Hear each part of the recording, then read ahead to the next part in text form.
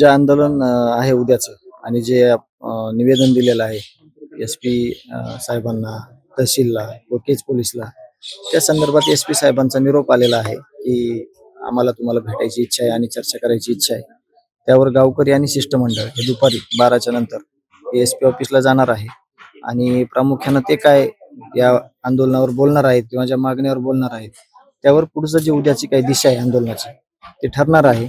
त्यांनी सकारात्मक सगळ्या गोष्टी सांगितल्या, त्याच्यात सगळी सकारात्मकता दाखवली आणि पुढील काय उपाययोजना आहे किंवा आरोपी किती दिवसात पकडणार आहेत, पुढील काय काय मागण्या कशा पूर्ण जाणार आहेत यावर जर चर्चा केली तर गावकरी प्रामुख्याने त्याच्यावर विचार करतील. कसं स्वरूप उद्याच्या आंदोलनात असणार आहे? साधारणतः किती गावकरी तसेच आजूबाजूच्या गावचे लोक काही सहभागी होणार? सर्वच लोक इथं सहभागी होणार आहेत.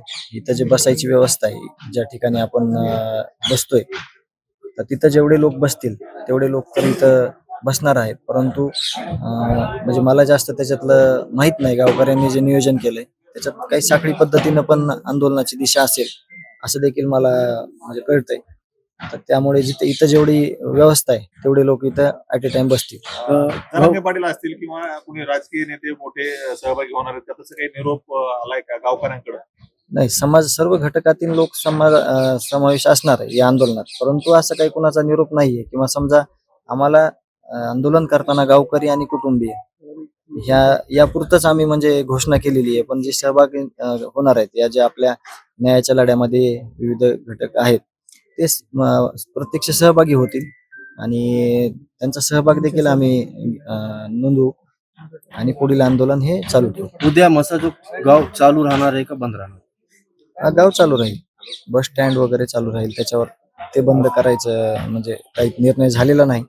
कारण अन्नत्याग आंदोलन करताना इथं जेवढी व्यवस्था आहे बसायची तेवढे याच ठिकाणी. खरं तर 4 दिवस झालेत या संपूर्ण तुम्ही बैठक घेतली होती, मात्र सरकारकडनं काही हालचाली झाल्यात का? कुठलं शिष्टमंडळ तुमच्या भेटीला? नाही, मुंबई शिष्टमंडळ काय आलंय? नाही, कुठलंही शिष्टमंडळ नाही किंवा कुठलंही काही त्याच्यात पुढं कुणाचा निरोप नाही आलेला. या प्रकरणाकडे गृह विभाग गांभीर्याने पाहत नाही असं म्हणता येईल का? नाही, तसं नाही मानता येणार. त्यांचं काही रणनीती असेल, आपण आपलं जे न्यायाची भूमिका आहे आपण मांडतोय, न्याय द्यायची भूमिका ते मांडतायत. मग त्यांच्याकडे काय प्लॅनिंग आहे ते आपण त्याच्यावर नाही बोलू शकत.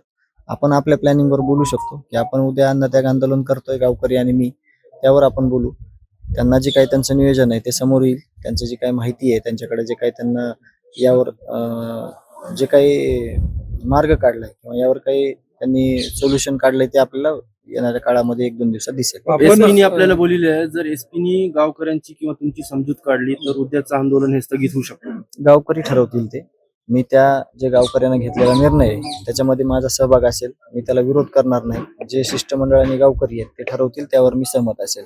आपले सुरेश दस अण्णा जे आहेत ते तुमच्या भेटीला आले होते, ते म्हटले होते की मुख्यमंत्र्यांची भेट घेईल, तसं त्यांच्याकडनं काही अण्णाकडनं निरोप? त्यांचा निरोप नाही आला, पण दुपारनंतर त्यांचा निरोप येऊ शकतो. आला तर आम्हाला ते पण एक लक्षात येईल की काय ते मुख्यमंत्री साहेबांचं काय म्हणणं आहे किंवा त्यांना काय माहिती दिलेली आहे सगळी इथल्या प्रशासनानं किंवा इथल्या ज्या समिती आहेत त्यांनी, त्यावरती बोलतील. बीड एसपी ला काय मुंबईहून आदेश आलेत किंवा काही माहिती भेटली म्हणून तुम्हाला बोलले? आम्हाला अधिकृतरित्या ती माहिती नाहीये. तिथे गेल्यानंतर आम्हाला त्यांच्याकडून जे त्यांनी बोलवलंय त्यावर आम्ही जातोय. आम्हाला त्यांना कुणी काय सांगितलंय यावर आम्हाला कुठलीही माहिती नाही.